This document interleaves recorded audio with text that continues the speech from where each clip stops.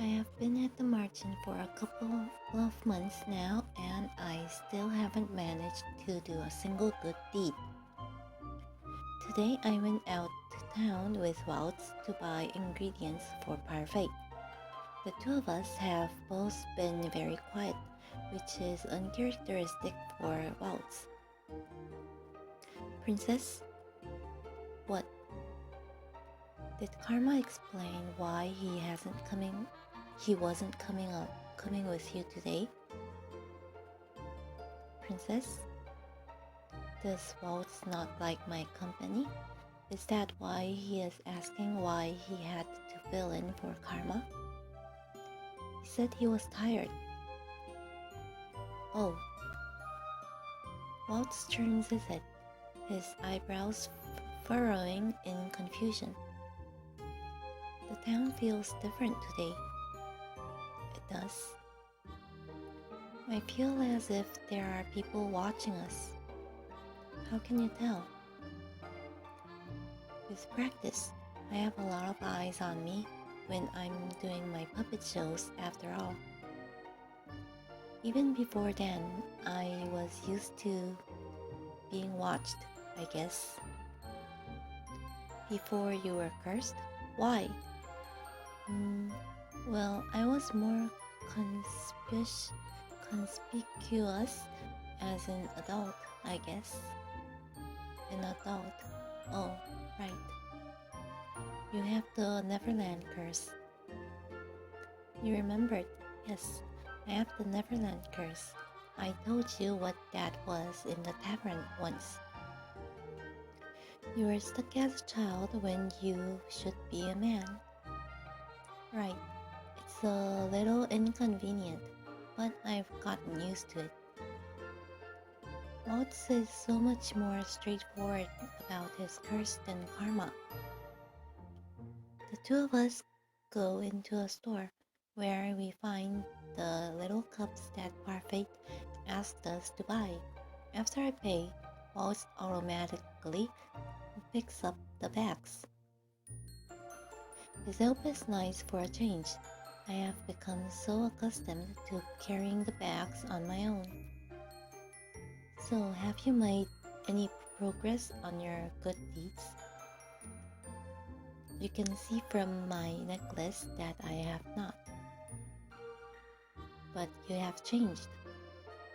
I still don't see how I have changed at all. Karma hasn't taught me anything about doing good. Sometimes in order to do good, you need to realize some things about yourself first. Maybe Karma is not so bad at helping you with that. He's selfish, flamboyant, and acts as if the world revolves around him. But you're still partnered with him. I am. I am okay with Karma's company. Most of the people judge and shoo me. But Karma hasn't done that, and he's even mentioned enjoying my company. I have become more tolerant of him too. Oh, Princess. Walt's eyes light up and I see him pointing ahead to the crowd of people gathered around the center of the town. A woman stands in the middle of the crowd telling people's fortunes. We should go see if we can get our fortunes told. Come on. The crowd around the woman only grows larger until nearly half of the plaza has been taken up. I find myself pushed around in the crowd as I try to follow Waltz. The crowd is dense though, and in no time at all, I have lost him. Waltz. I call for him, but I do not see him over the dozens of people in front of me.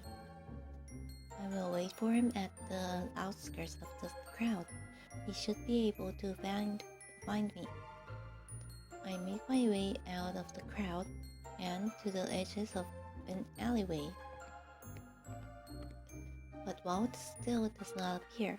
10 minutes go by and I consider walking back into the crowd when I hear a voice behind me. Are you looking for someone, madam? I feel someone grab my hand. I step them away and take a step back.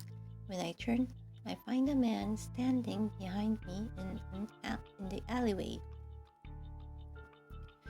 Didn't mean to startle you. What do you want?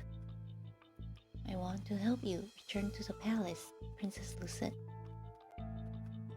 You know who I am? I do, Princess, and I can lead you back to the palace.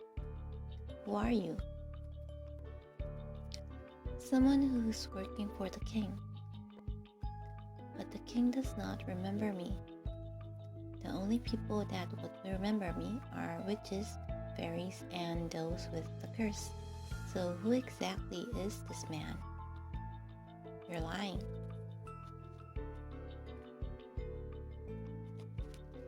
Princess, why would I ever lie to you? Come on. I'm sure everyone at the palace will be very happy to see you. The man grabs my hand roughly and begins trying to pull me through the alleyway. The first thing I try to do is scream, but the man clamps his free hand over my mouth. The crowd is getting farther from us, and no one can see us in the shadows. Princess, I swear on my word, I'm bringing you back to the palace. I have to fight back. Maybe I can still draw people's attention to me. I try to squirm my way out of the man's arms, but it does not work. He chuckles slightly at me until I elbow him in the stomach. For the few moments that I am free, I try to run.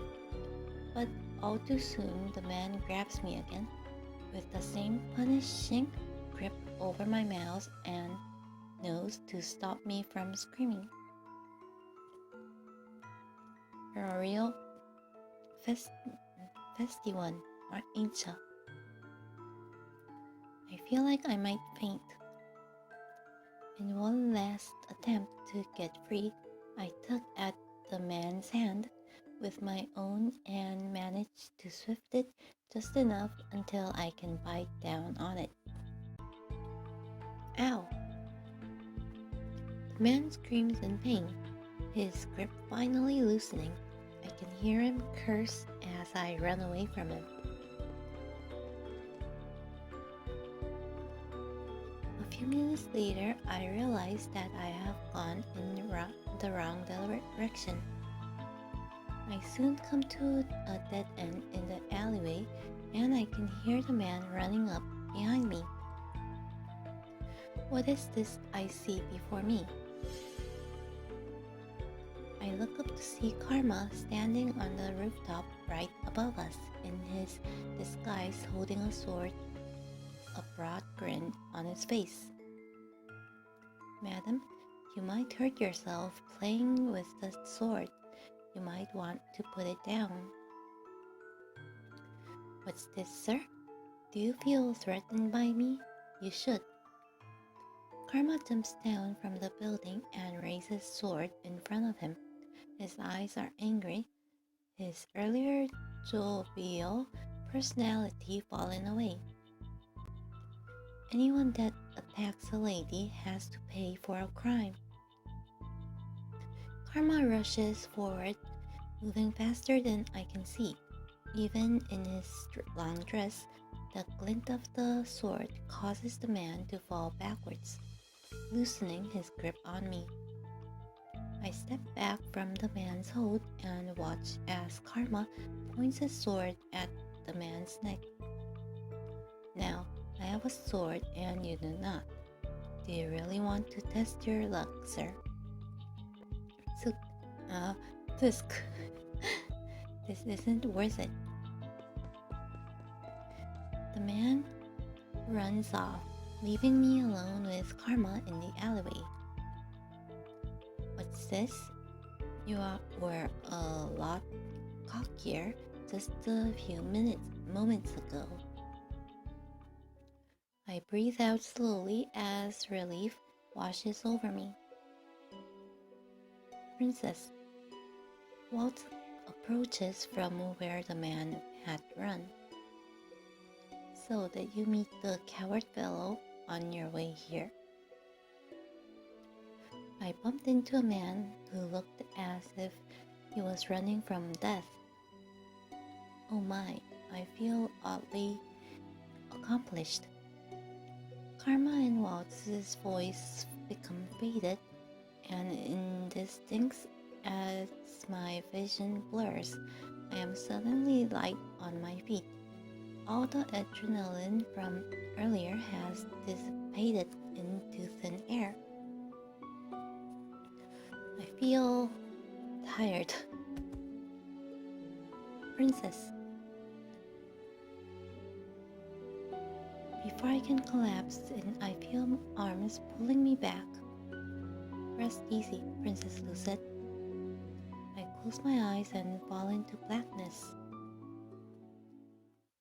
When I wake up, Anise is setting a tray of food down on my bedside table. She does not notice as I rise slowly from my bed. Anise.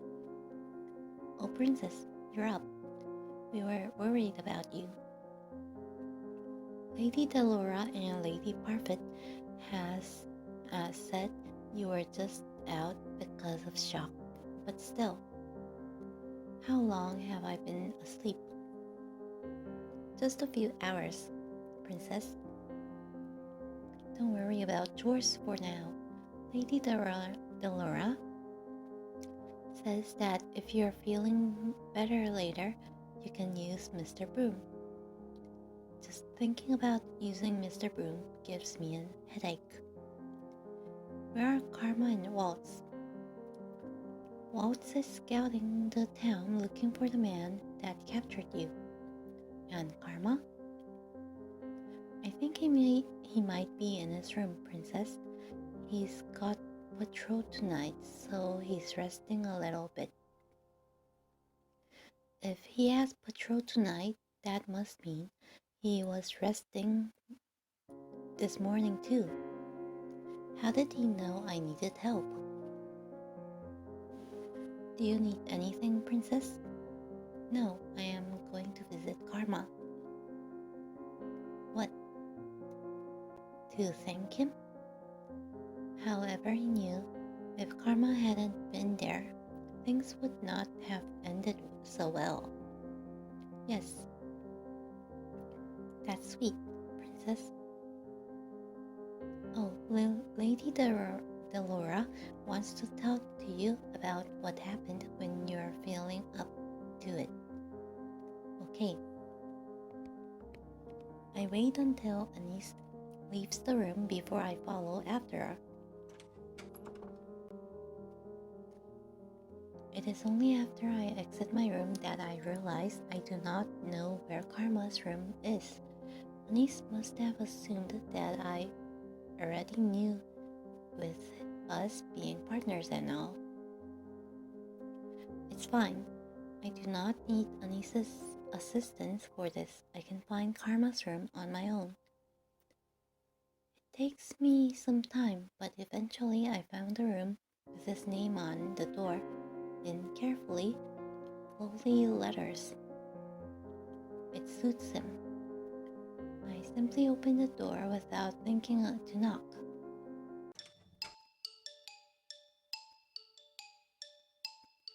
I expected to find Karma lying in bed, but instead he is standing in front of the mirror, changing his clothes. Princess? Oh, I do not think I have ever seen a shirtless man before. Oh, indeed. He turns to me and in realization that he is standing there just in his pants, hits me hard in the stomach. My face feels incredibly, uncomfortably warm. Why are you just standing there? Put on your clothes. And then I noticed a large tattoo on his chest. It is a rose ensnared by many vines.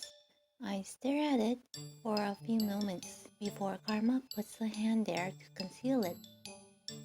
It's rude to come into a lady's room unannounced, you know.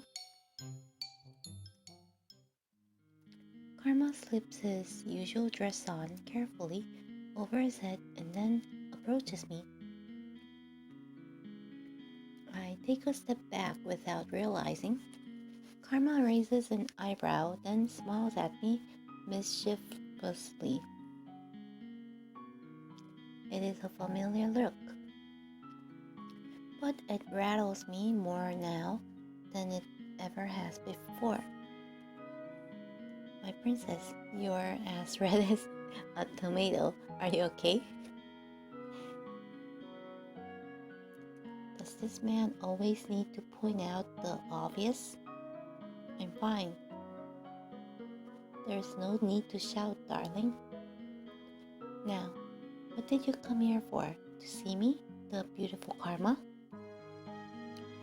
Does everything always have to revolve around you? Well, you are breaking into my room.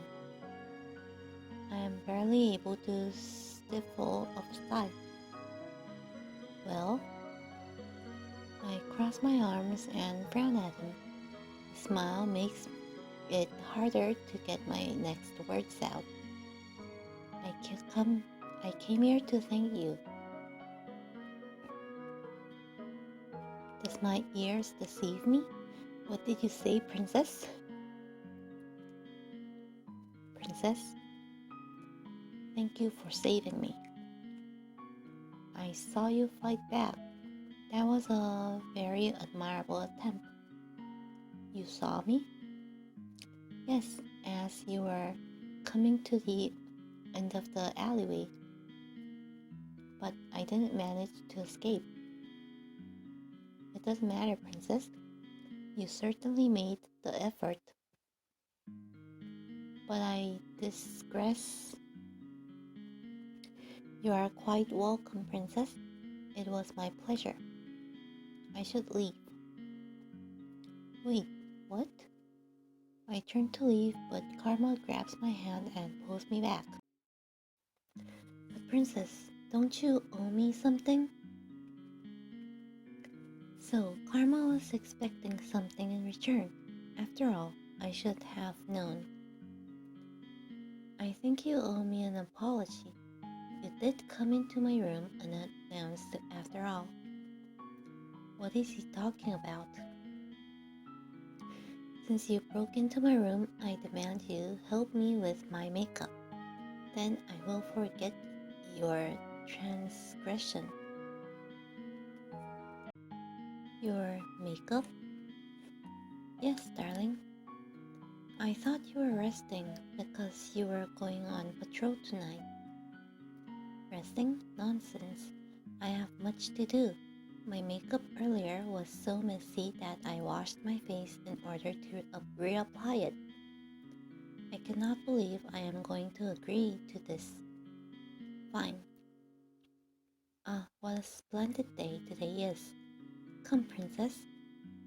Let's do this by a mirror. Karma pulls me over to the mirror where I can see both of our faces reflected. He has a surprising variety of makeup on the dresser beside him. I do not even care that much for my appearance. Why am I helping Karma with his makeup? Now, which features on the face do you think is the most important one to highlight, princess? What? What are your eyes attracted to most on a person's face when they're laughing, when they smile? Why is he asking me for my opinion on something so trivial?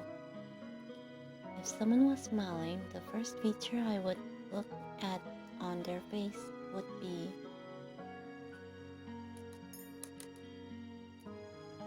Despite myself, I find my gaze dropping to Karma's lips. Why do I feel like I am walking into a trap? The lips? My princess, I didn't think I'd ever hear you say that. You looked at my lips when I smiled. I did not say that. Oh, but you did, princess. And princess, I do believe you're blushing. Even Even though Karma never said he was referring to his features, I thought about his lips anyway. The thought makes my heart flop, though I do not have the faintest idea why. Anyway, I agree. Though eyes are important, a smile isn't quite as brilliant without the lips. Without the lips, I try to imagine a smile without lips and shudder. Sorry, princess, misspoke. Try to dispel the image from your mind. Anyway, I'll let you choose the order of things. Fine. Just don't make me look like a clown, princess. I know how much you'd like to tease me, but I need to get out of here quickly today. If you need to leave quickly, shouldn't you do your makeup yourself? And miss the opportunity to have you help me? Nonsense. If I can, I'll have you help me with my hair some other time. But the the way you do yours is beautiful. I always put effort into my hairs, as mother always emphasized that the importance of looking like a princess. But I have never received a compliment on my hairstyle before. Karma gives me his makeup supplies and I start layering the color on his face. When we are this close, I cannot help but carefully inspect every one of his features. I do not think I even did something like this with mother. You know, princess, I don't think I deserve your thanks. I pause and raise an eyebrow at him. What? You've been helping me for a while, and I haven't helped you with your curse at all. What I did today was just coincidence. Coincidence? I'd heard you went to town with Waltz, and so I followed you too. I only happened to catch what happened in the alleyway. You managed to see me even when there were many other people who didn't. I have good eyes, probably. Probably. It is not like you to be so humble. Lucid, I am once again offended. And why were you following us in the first place? You said you were too tired to go into town today. I was worried. It was strange not accompanying you today. Worried? Why would you be worried? Karma looks puzzled for a few moments.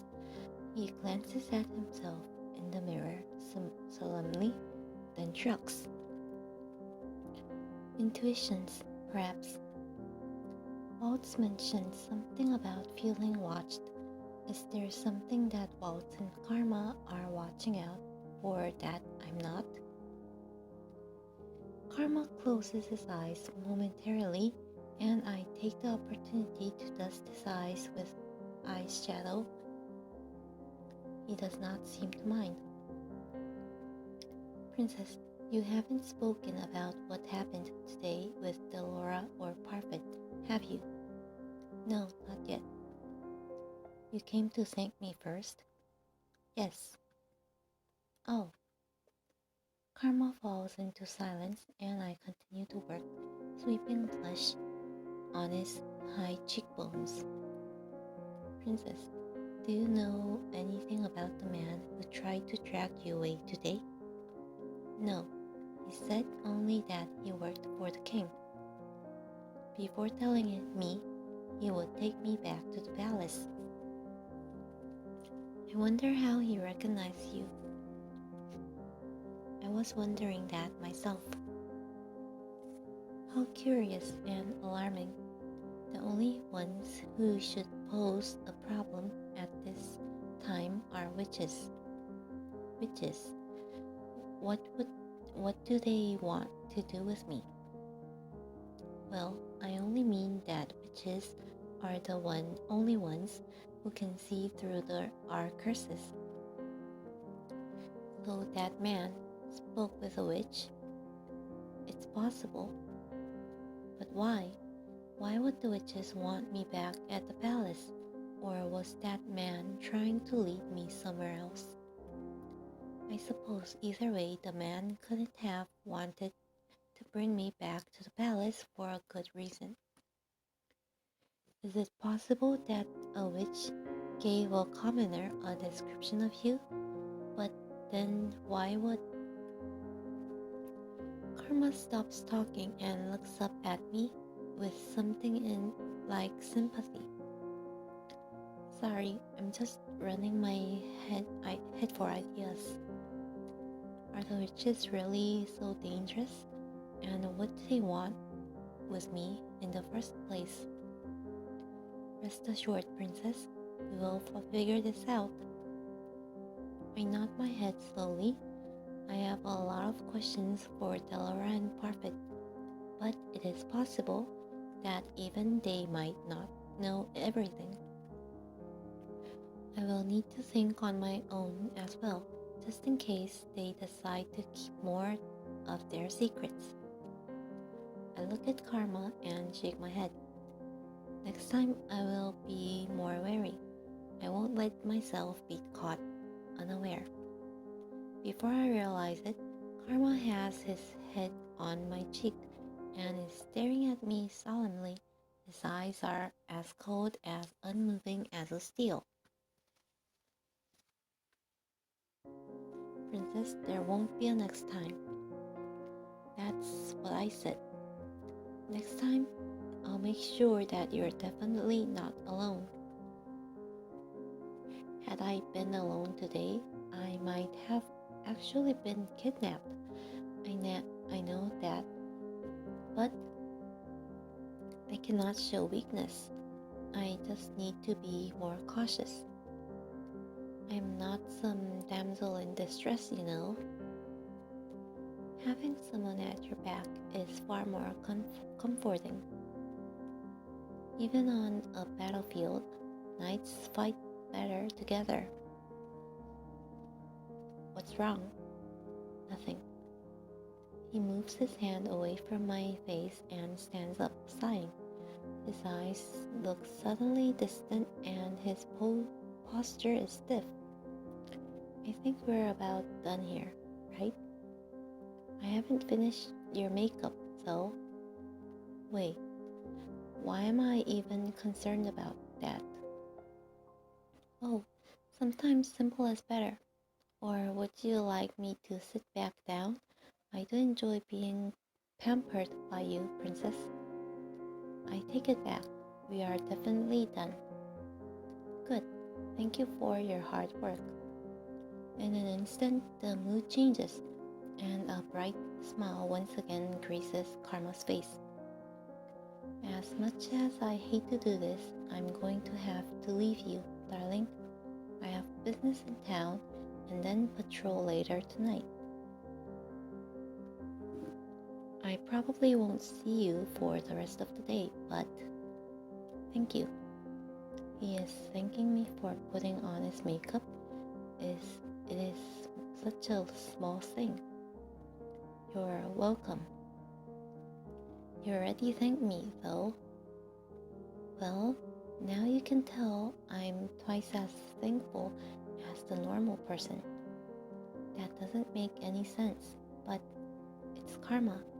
A lot of things he says do not make sense. I leave the room with Karma and he leaves the tavern as I go to find Parfit and Delora. The two of them are seated together in the reception, speaking in hushed voices when I arrive. They both pause to look up at me as I walk into the room. Well, if it isn't the princess, took you long enough to come see us. Anise told us you were unharmed. We're glad to see you safe, princess. So, how about telling us what happened? When prompted, I tell them everything that transpired in the alleyway. The two listen and only exchange a solemn glance when I'm done. Do you know something about all of this that I don't? Why would the witches be after me in the first place? You remember what we said about the Tenebarum corrupting witches? Well, those witches don't like seeing curses broken. They meddle where they can because they can. That is why I cast a glamour on you when you arrived here, so that you can remain hidden from magical eyes. I did it to protect you. To protect me. I feel like there is more to this that they are hiding, but I do not think any amount of convincing will get them to say anything. Forgive us, princess. We're not entirely sure what's going on either. Though if was a human that captured you, he must be working with the witches somehow. Troublesome, to say the least, but we don't know the details yet. Give us some time to figure things out. Until we figure out who that man is and who he is working for, you need to have an escort with you out of the merchant at all times. Do you understand? And once you figure it out, you will tell me. The two exchange another look, which only makes me more frustrated. They are obviously keeping secrets, and right in front of me. We'll tell you once everything falls into place. Don't worry, princess. We would never let you be put in any danger. The silence is what ends our conversation. I make my way back to my room, heavy feet. I feel like a fly caught in a spider's web. I try my best to clear my mind as I return to my room.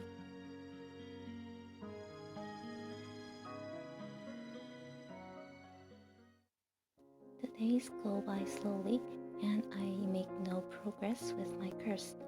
Karma is busy with the knights today, and Delora and Parfit is busy talking with Rumple about his curse in his room. Tonight is the perfect night to go and wander the town by myself. I need to see if I can find out anything about the witches and what is happening around the kingdom. Delora and Parfit are not going to tell me anything, and no one has wanted to take me out of the margin since the kidnapping attempt. These thoughts spiral helplessly in my mind as I sit at the table. I have just finished working for the day, and the activity in the merchant is beginning to wind down. Garland stands at the door as the last few customers leave the merchant. Julian is walking around the room to make sure that there are no problems. Out of the corner of my eyes, I notice two men pause halfway across the room to glance back at her. I can overhear their words from where I am. Shame that she's a knight, eh? She's the proud type, too proud to let a man dote on her. Fleeting shame indeed, but do you think if I tried to say something to her, you too?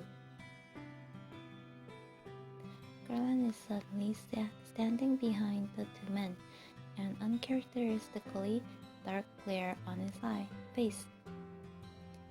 Is there a problem? Doors are closing for the night. I'm going to ask you to please leave. No need to be so uptight, lad. We're on our way out now. The two men walk out and Garland stands in the middle of the tavern area, glaring after them. He more or less pushed them out of the tavern. If Anise had seen that, she'd probably have scolded him. Garland.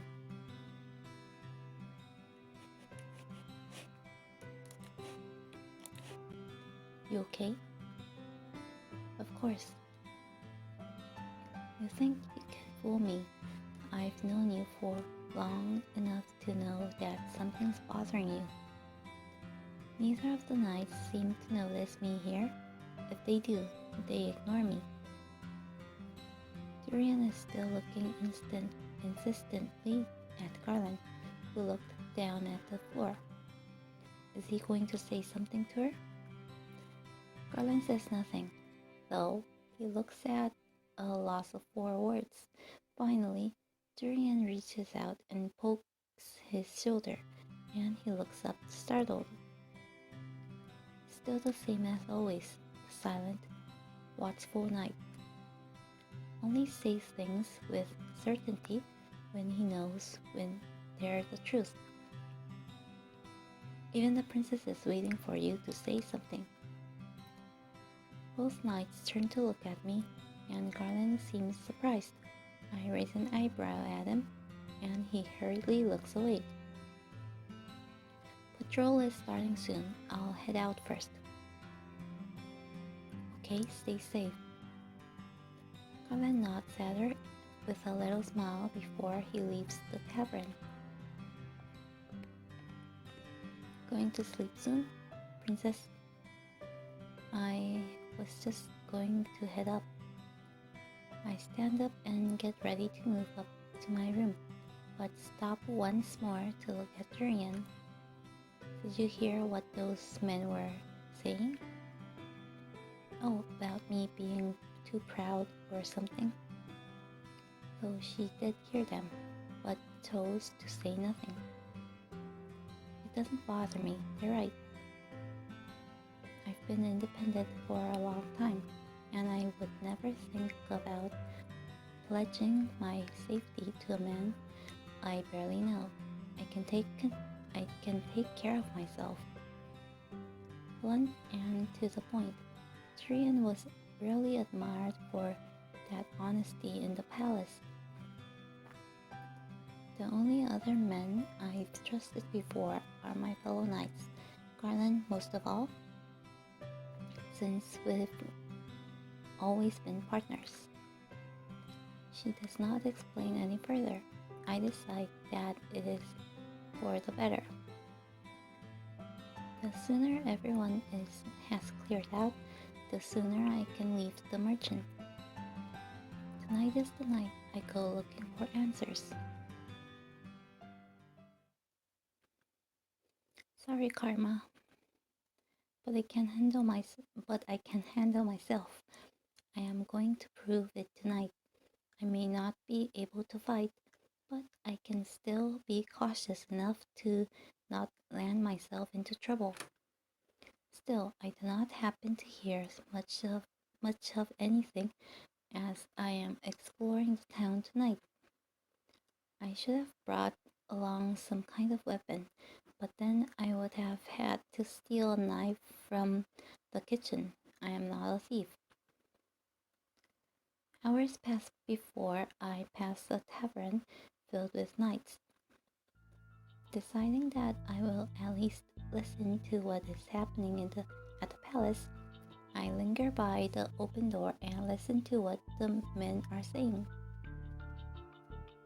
I hear that young Fritz is having a hard time of it. I feel bad for the lads. Even Sir Alcester thinks he's gone mad.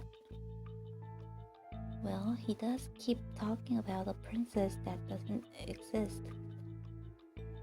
Fritz still remembers me, but how? Even his father is growing wary of his babbling.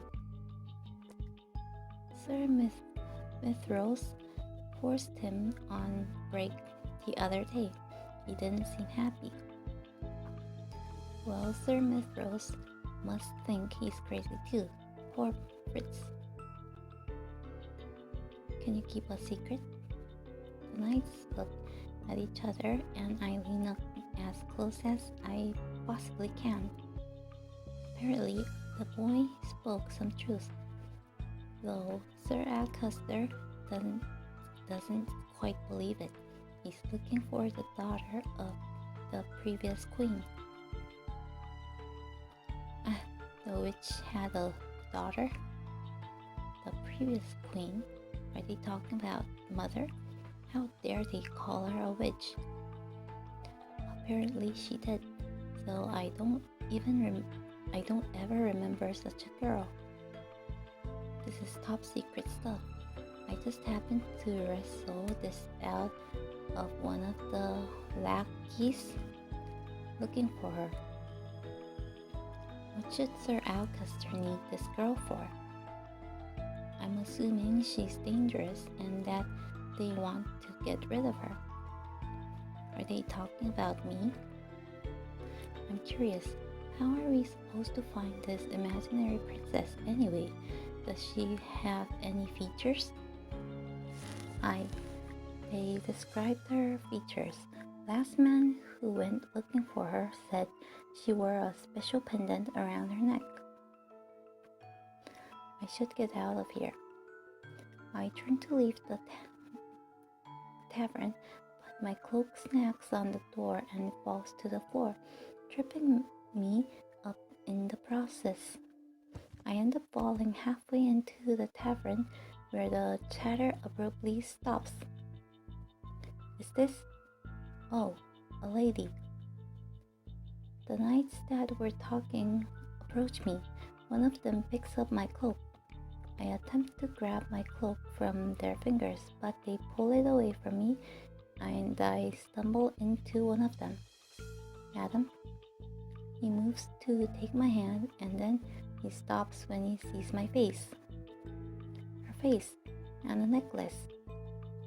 You think she was spying on us? Which? One of the knights grabs me by the wrist and pulls me toward him. He is far stronger than the man in the alleyway was. Unhand me right now. I am no witch. Then there should be no problem. We're just going to take you in, and if there's some big misunderstanding, we'll repay you ourselves, miss. No, let me go. This behavior is not fitting of a knight. Come now, miss. Let's go back quietly.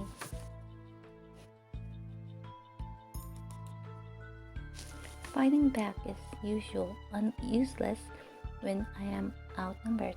I have to try convincing them that I am not who they think I am. You're mistaken, sirs. I happened to overhear your conversation, and assuming I am some imaginary princess is unreasonable. The knights look at each other. You know, she has a point. She was listening in on our conversation. That's clearly suspicious. Did you not hear what I just said? I happened to overhear it, nothing more. You were cloaked, as if you were trying to hide your features. Being out at night without a cloak is a sure way to draw attention to a lady such as myself. You know, she has a point. Stop saying that, man. Then, ma'am, There should be no problem with us taking you back to the palace. If we are mistaken, we'll clear up the misunderstanding and pay you handsomely. Come on, let's take her to the palace. The knights lead me out onto the empty streets. Why? Why did I have to be so stubborn? The knights continue pulling me down to the path until we come to a narrow street. Everyone who sees us walks away to avoid the knights. There is fear in their eyes, but I have done nothing wrong. Ma'am, if it makes you feel any better, we're risking our rank on this as well. I don't know. I'm suspicious of who goes there. I look up and notice Karma's familiar figure walking toward us. What is he doing here, and why isn't he in his disguise? Gentlemen, I ask you to unhand that woman. As a knight, I would be ashamed to be seen treating a lady so terribly. And who are you? Her husband. His what?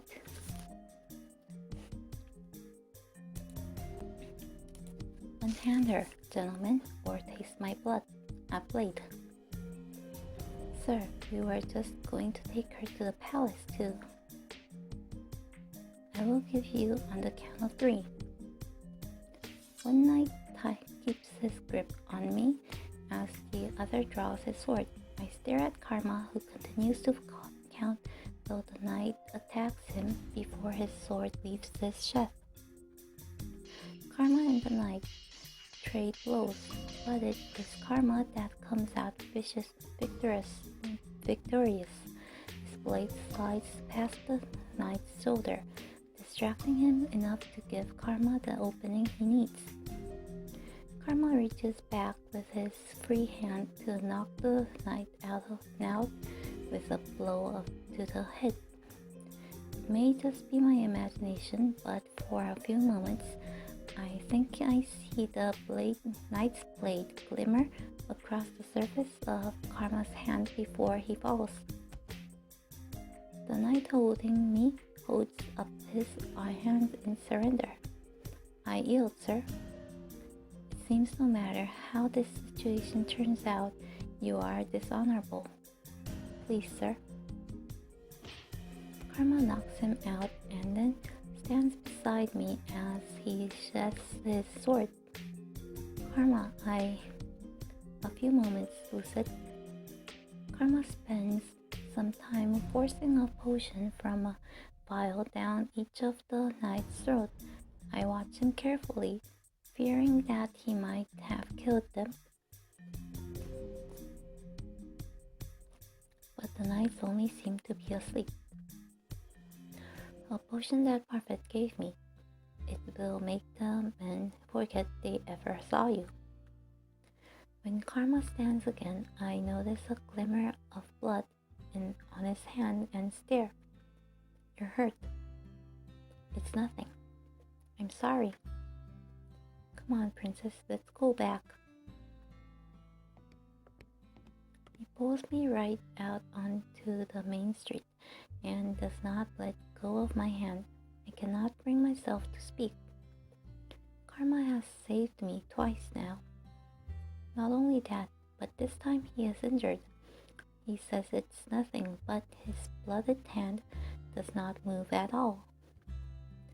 Why do I have to be so stubborn and insist I can handle myself? I do not speak for a long time. Eventually, I notice people start to stare. Though before long, the staring grows worse. Young women begin following us, giggling from behind. I turn to Karma, who looks like he hasn't slept in days. Karma? Sorry, princess, but I'm not in the mood to talk. Those girls are walking right behind us. This is his curse? Karma, Lucid, I said that I am in no mood to talk.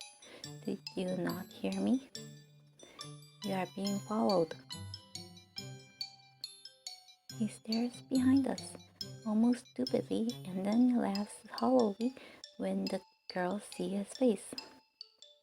They start to rush toward us, their voices rising and blending together into horrendous cacophony. Karma is not moving, though. He looks resigned. Maybe he is too tired to realize what he wants to do. I tighten my grip on Karma's hand and pull him away, my pace quickening to a run as the girls chase after us, screaming at me angrily for taking Karma away from them. Lucid, what are you doing? Getting us out of here. Lucid. I lead them through the town and into little nooks and crannies where we manage to lose some of the crowd. Karma often led me through some of these spaces as shortcuts. Louds knew them too. Once we are alone again,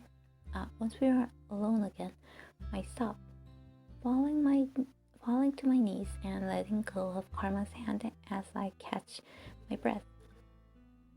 That really was a curse, having to run away from so many mindless women. That was difficult. Lucid, what? I did not mean to snap, but the tiredness is pressing onto me, too. You helped me out of that. Of course I did. Why would I want to be chased by girls? You could have left me behind and gone on alone. Instead, you helped me. You helped me too. I guess I paid you back. Though, to be honest, I wasn't even thinking about repaying him for saving me. I just knew that I didn't want Karma to be stuck trying to be fend off all of those girls. He was right about this curse. This is terrible. I just realized something. Karma kneels down beside me and waits for me to speak. My curse has people forget me, and yours have even stranger become fascinated with you. It's almost like our curses are opposite of each other, and yet we seem so similar. My eyes widen when I realize what I just said. We are similar, aren't we? He holds out his good hand to me, and I let him lead me back to the tavern through the abandoned alleyways. My feet are heavy, and all I want to do is sleep, but suddenly Karma is standing before me, his face grave. Lucid, I have to thank you for helping me earlier. I'm sorry I froze like that and made it more difficult on you. It was so sudden and I was so tired I had no motivation to move. Shouldn't I be thanking you?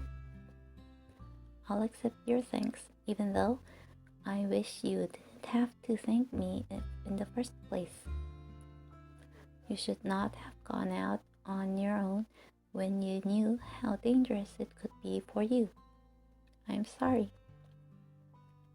I'll accept your apology too, because I lost sleep over this. I have no words for how I feel right now. Princess.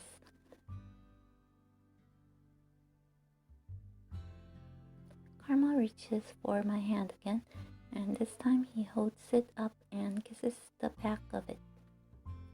Suddenly, all of my tiredness falls away. You really are a handful.